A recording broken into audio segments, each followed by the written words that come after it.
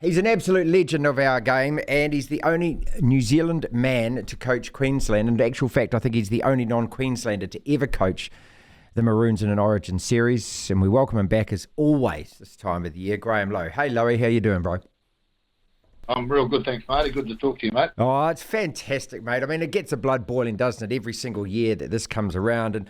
And you know, Lowe, we had Corey Parker on the show earlier, and just in about 5 or 6 minutes, he just absolutely explained the feeling, the depth of feeling, what it means to be a Queenslander born and bred, and what it means to everyone in that state. And you're one of those rare people that's managed to tap into that.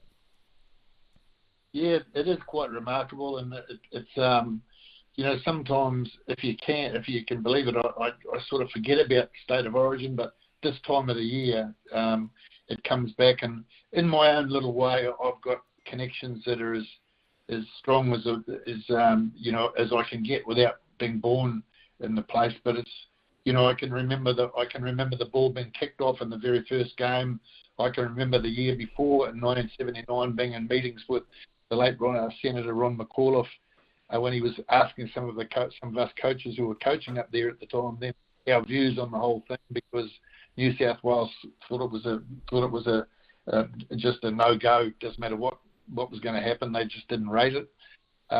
Watching that first game, in my mind, I knew this was going to be the future. You could feel it, you could smell it, you could see it. It was just fantastic. And now it's gone to a level that's beyond what anyone could ever have imagined. But the thing we've got to be careful is that it doesn't forget the past. Well, that leads nicely into this question. Should it be played outside of New South Wales and Queensland? I mean, I don't have the connection that you have. I've spent a hell of a lot of time in Sydney, and I'm obviously a cockroach. I've told you that before. But to me, This is so tribal, and I understand, rugby league are wanting to actually broaden the game and all of that kind of stuff, but I kind of feel it's a slap in the face for all of those that live in those two particular states. It's about them. The rest of us just get to watch it and enjoy it, but I've always of the opinion that leave it where the fans are. I'm pretty much that way of thinking myself, and always have been. But, it's... if you talk to a lot of, Queenslanders and New South Welshmen now, they do see the commercialisation and they understand the expansion of the game. And if anything can ever expand the game if they want to, Origin football is one. So, while it's out in Adelaide tonight, it does seem a little bit strange to me.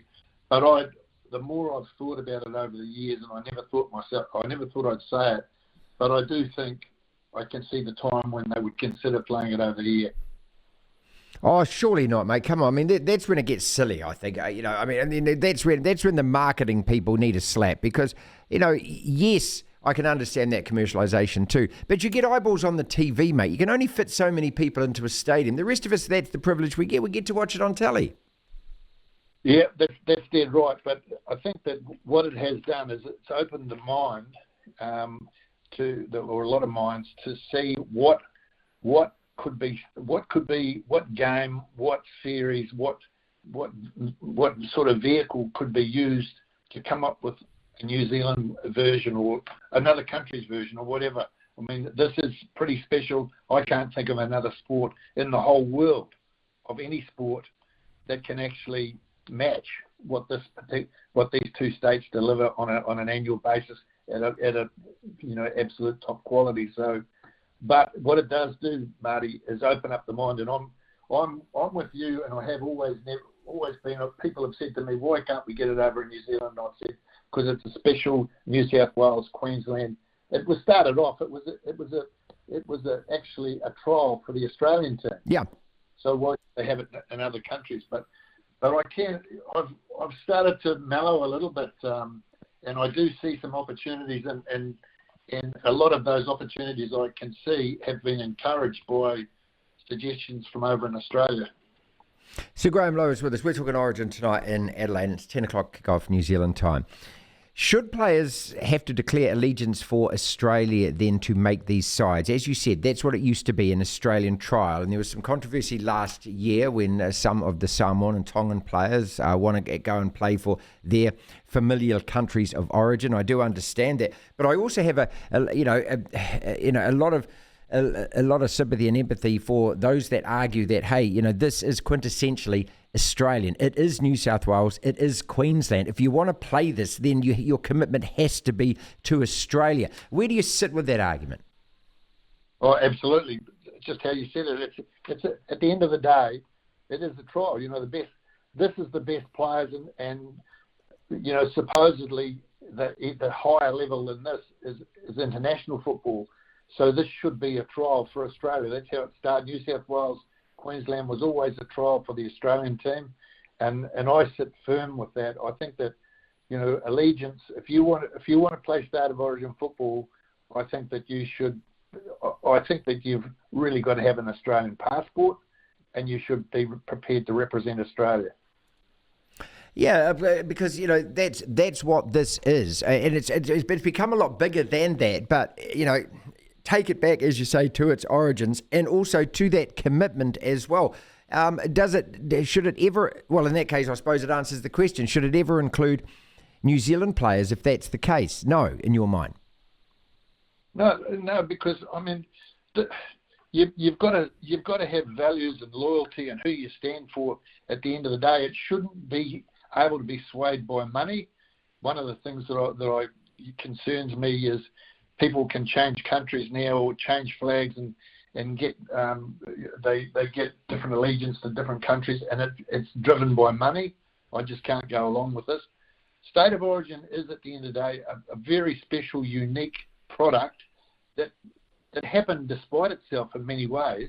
It happened from great vision from a couple of men back in the late 70s who were fantastic guys, Stephen Humphreys and the late Senator Ron McCall, fantastic visionaries.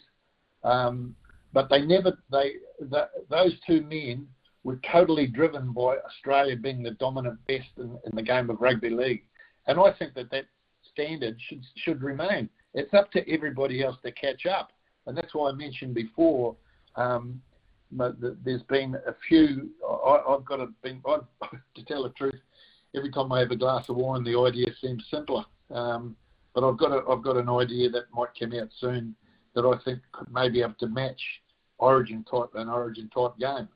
And I'll tell you, I'll share it with you now, mate. Go on, mate. I call it Roots. Roots, ROOTS. Yep. So where your roots in Auckland versus the rest. So your roots. So every time they mention Origin type games over here, it's always Auckland versus the rest. But that's no good. So that I just think roots, the roots of your game first were versus in Auckland versus the rest, and the roots of your game might have been in Samoa, they might have been in Fiji, they might have been in England. But you can make that team. You can make the team that's playing. And roots is where is the Auckland roots versus the rest, and that will somehow, I think, go close to getting the passion and the inner feeling that's in all Queenslanders and New South Welshmen come to this time of the year, because deep down we've all got similar feelings with rugby league. Yeah. We've not found a way to express it, that's all. We've just not found a way to express it. Lowe is with us. We're talking Origin, and that's your idea. Copyright it, mate. I mean, it's made public. It's yours. I'm trying to work out a way for New Zealand rugby to tap into this, and you'll remember, go back to 1997, and that little kid holding the sign up in Canterbury saying, "I hate you, Auckland." That fervour, that fever. It's not hate, Lowe, we both know that, but we use that word, we throw that word about. It's like, I hate Liverpool, I hate the Australian cricket team, I hate the English rugby team. I hate Queensland, but I don't hate them. But that's what the sporting rivalry is. And New Zealand's always had this natural divide: Auckland against the rest of the country. The South Island can't stand us. Wellington, when I grew up in Wellington, we hated Auckland. It's there to tap into. I just wish that you could sit down with a bunch of administrators and explain it as clearly as you've just done and say, listen, this is where you create a tribal divide in your sports fans that then continues for not just decades but generations, like this Origin has. And then in the next 20 or 30 or 40 years, you can look back and say, wow, every year we're celebrating this. It's not something to go to war about. It's something to celebrate. But at the same time, it stirs the emotions in sports fans in only a way that it can. Yeah. And quite apart from the competitiveness and all that, and that hatred sort of hatred is a word that's, you know, just used in this case.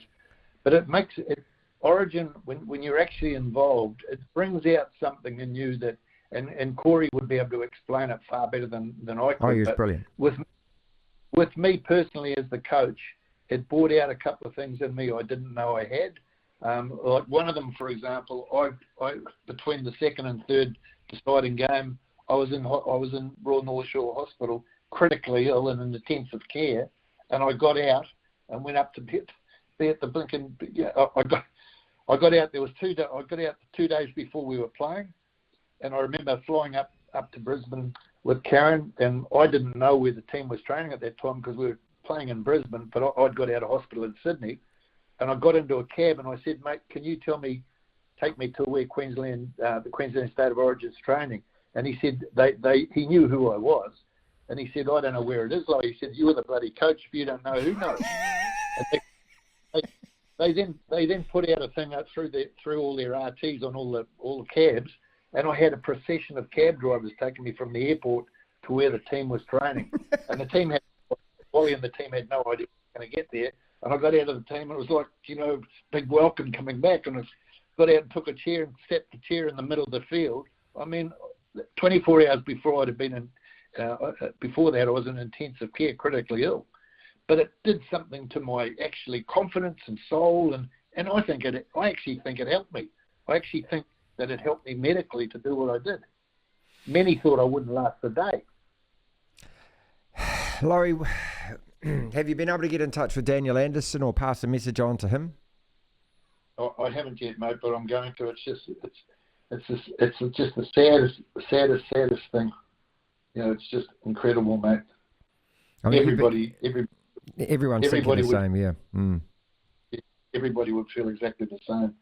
It's just, you know, it's something that happens to us in life sometimes, and you just think, why, how, what can I do, what should I do, you know, and it's to such a good bloke as well. All right then, tonight, mate. Okay, I know that you got to pick Maroons, don't you? How close is this game going to be? Well, I think it's got players on both sides that can cause sort of breakouts, you know. So it might be closer than many think. You know, that Panthers combination there in the back line for New South Wales is potent. It's proven. It's in form. It's got a lot going for it. But I just think with the Queensland back line, the steadiness that Valentine Holmes brings along, just his class.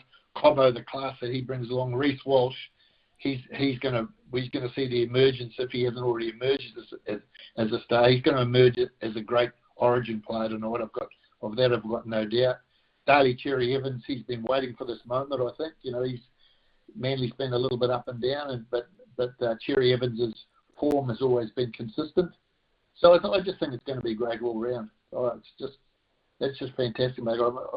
I'm going over for the second game. I'm taking quite a crew of guys from here coming with me for the second game, and I just can't wait for it, because with the second game, it doesn't matter what happens with the first, because it's either going to be a decider or a clincher, isn't it? You know, for the second game. But this first one is something really, really special, and gee whiz, I try when I talk to people at different times, try and get across what it actually feels like, but I know I can't do it, and I'm sure Corey Parker this morning would have delivered, you know, the message that I wish I could, because it is something. There's nothing that you could.